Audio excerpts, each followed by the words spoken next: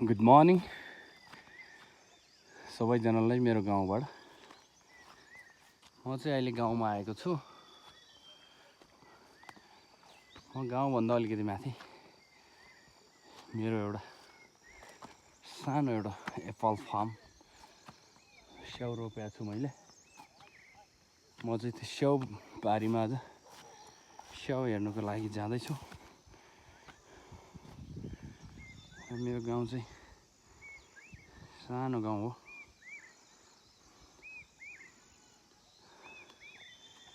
अहिले बर्खा लागिसकेको छ गाउँमा। जताततै हरियो हरियाली।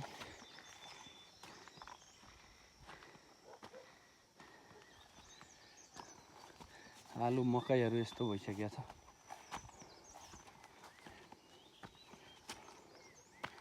गाउँमा राम्रो छ।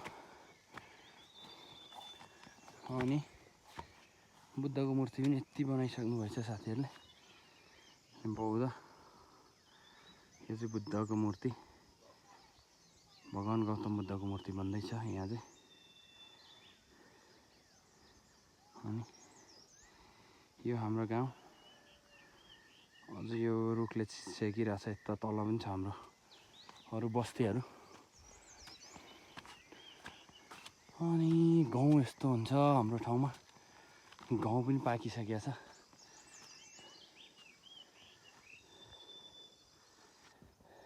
गाउँबारी कुनै ठाउँमा गाउँ काटिसकेको छ, सबै टिपिसकेको छ।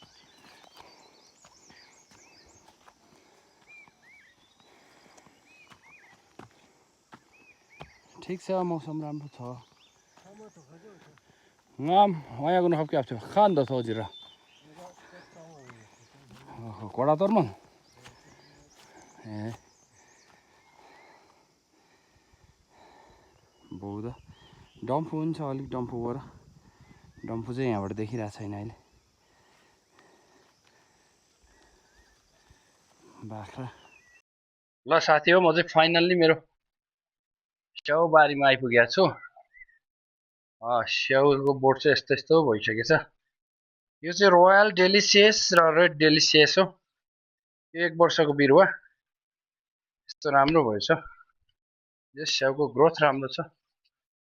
अनि यहाँ करिब मेरो 70-75 बोट चाहिँ स्याउ लगाएको छु मैले यहाँ। यो गाउँबारीमा हो। यो गाउँ चाहिँ सबै अस्ति नै टिपिसकेको। यहाँ यस्तो छ, बिरुवाहरू राम्रो भइरहेछ। यहाँ यस्तो भयो, राम्रो छ स्याउको ग्रोथ। यो चाहिँ मैले कर्णाली प्रदेशको जुम्लाबाट झिकाएर रोपेको हो। यो बिरुवाहरू सबै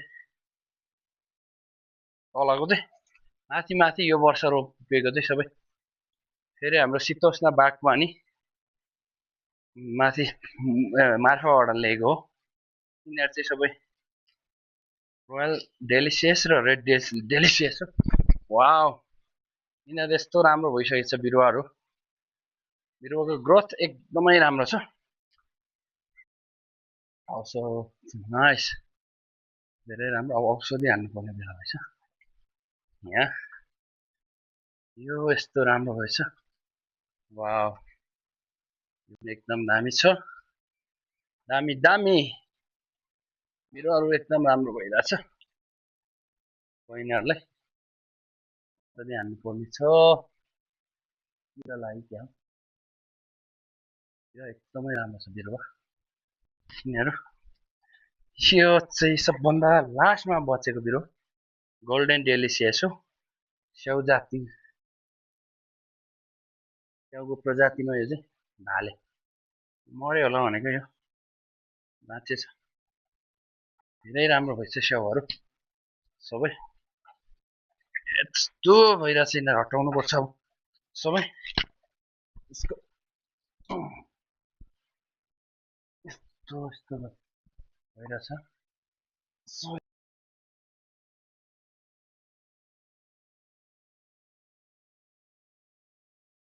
कोचिङ गर्नुपर्ने रहेछ कति ठाउँमा। ब्रान्चेसहरू हाँगा निकाल्नुलाई। यो चाहिँ लास्ट इयर रोपेको, 1 वर्ष भयो।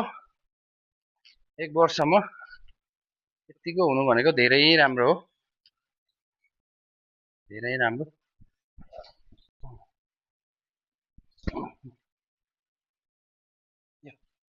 स्याउभित्र चाहिँ हामीले खेती पनि लाउन सकिन्छ।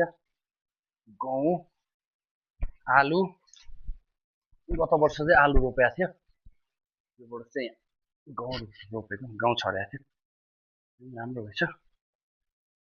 यहाँ एकदम राम्रो, दामी। म यो वर्ष रोपिएको स्याउको ब्लकमा आएको छु अहिले चाहिँ। यो बिरुवाहरू चाहिँ यो वर्ष रोपिएको, यिनीहरू चाहिँ सबै चितोस्ना बागवानी केन्द्र मार्फतबाट मैले झिकाएको हो। यो बिरुवाहरू बागवानीको सरहरूले पठाउनु भएको मलाई। यिनीहरू चाहिँ सानो सानो छ। यो तलको लास्ट इयर रोपेको बिरुवा पनि यत्तिकै थियो पोहोर, यो वर्ष त्यस्तो राम्रो भएको छ। यिनीहरू पनि आगोमा एकदम राम्रो हुन्छ, यिनीहरू पनि धेरै राम्रो हुन्छ। यो बिरुवाहरू अस्ति फागुनमा रोपेको, माघ फागुनमा रोपेको बिरुवाहरू सबै बचेको छ। यिनीहरू सबै झारले आलुबारीमा स्याउभित्र चाहिँ आलु रोपिन्छ यहाँ। यस्तो हो तरिकाले।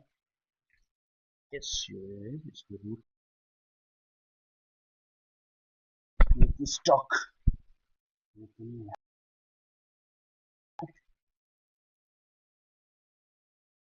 राम्रो छ, सबै बचिया छ। चितोस्ना बागवानी केन्द्र मार्फतको स्याउ सोलुखुम्बुमा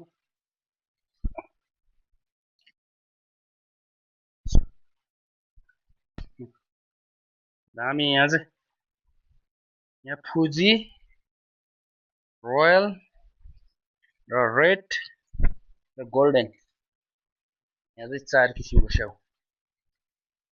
लगाएको छु।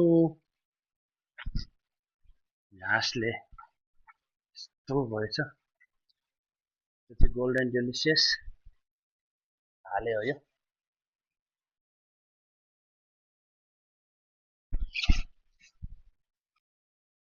दामी छ। यहाँ पनि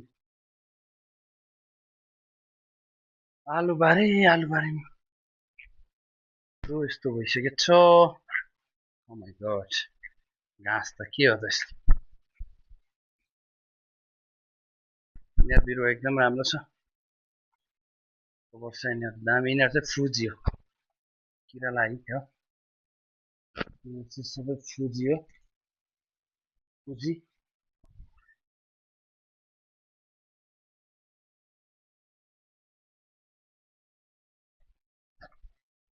यो पनि फुजी हो,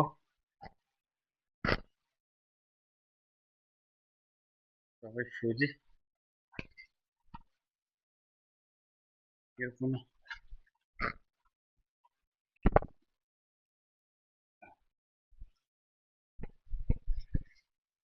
आलु दामी भएछ। आलु पनि फल्यो होला राम्रो।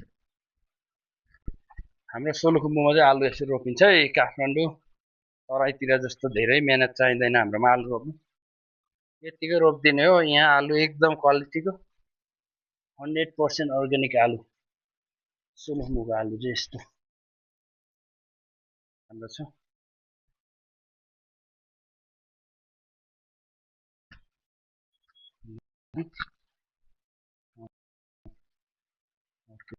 यो ब्लक यहाँ यो पनि दामी छ। यहीँ बाँचे छ, गोल्डन रहेछ एउटा, रोयल एन्ड रेड दामी छ बिरुवा।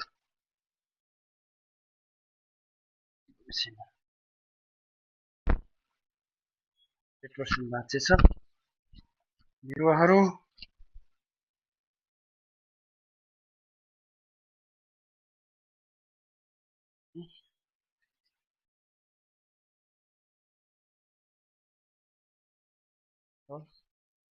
ल यस्तो छ है साथीहरू,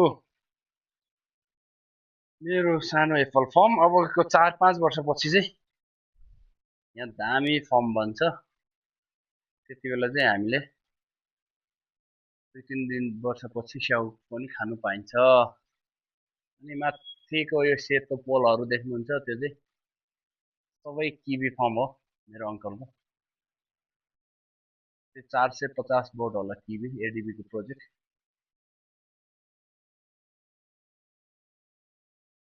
किवी फर्म खोल्नु भएको छ। बारीहरू गाउँबारी गाउँ पाकिसक्यो। ए